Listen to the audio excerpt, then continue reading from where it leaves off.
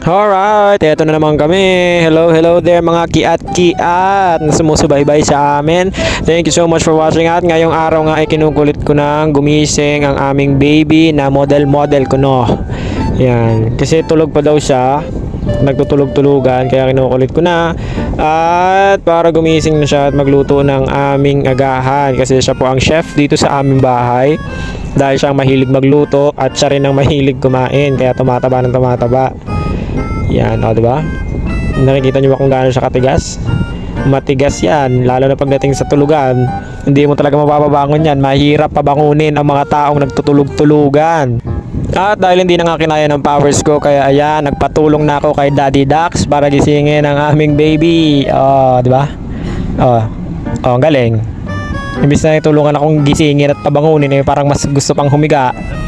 Oh, diba? Aba, napakalupit. Oh, aba may pakis pa? Kailangan yun magpakis? Bakit may pakis? Para saan yun? Huy! Eh kayo? Oh, diba? Ayan na. Ayan na. Oh, yan ang aming baby na feeling model ko no. Pero malaking tiyan. Well, anyway guys, ayan, gising na siya at maya maya lang eh, for sure magluluto na ito dahil gutumin ang aming baby. At sa wakas nga ay napabangon na namin at ayan, kita nyo naman, ang bilis diba? Basta pagdating sa pagkain, mabilis yan. Pagkabangon, dumiretso sa ref at naghanap ng kanyang lulutuin. O, diba?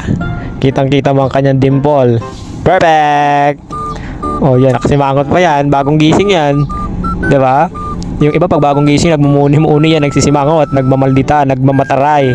Kala mo naman talaga, sobrang ganda eh. Oh, ayan na, 'di ba? Kulang na lang ibanggain yung pinto.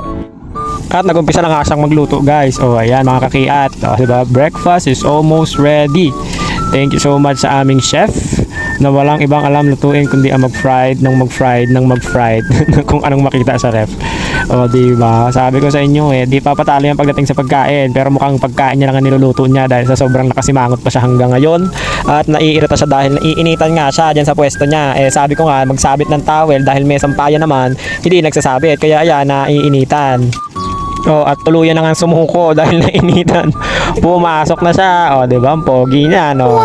Pogi yan. Model yan eh. Malaki lang tiyan. O, diba? Lakas kumain eh. Kitang-kita mo naman sa dimple niya, diba? O, at pagkatapos guys, dito eh, nag-umpisa na nga kami kumain. Well, actually sila lang. Kasi ako, maaga pa akong kumain ng cereal. Kaya medyo busog pa ako. Kaya yan, kakain na silang dalawa. Kung mapapansin nyo, hindi sila nagpapansin kasi nagsusungitan silang dalawa palagi. O, diba? Mga maldita yan eh. Kala mo kaya gaganda. Yung isa habang kumakain ng nakaupo. Aba. Pag untugin ko kayong dalawa ha.